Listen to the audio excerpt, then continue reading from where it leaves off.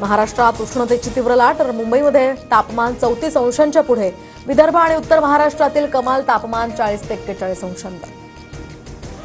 उन्हाची तीव्रता वाढताच राज्यातल्या धरणांतील पाणी साठा सुद्धा आता खालावला, तर मार्च महिन्यातच 3000 मोठ्या आणि मध्यम धरणातील पाणीसाठा 52.71%. तुकाराम बीचच्या निमित्तानं देहूमध्ये वारकऱ्यांची मोठी गर्दी. तुकोबारायांच्या नामघोषानं देहूनगरी दुमदुमली. उपमुख्यमंत्री एकनाथ शिंदेंचा आज देहूनगरीत सन्मान होणार. पिंपरी चिंचवडमध्ये पाणी पुरवठा विस्कळीत, तर 40 दिवसात 1092 तक्रारी, 543 तक्रारींचा निपटारा, तर 549 तक्रारी अजूनही प्रलंबित.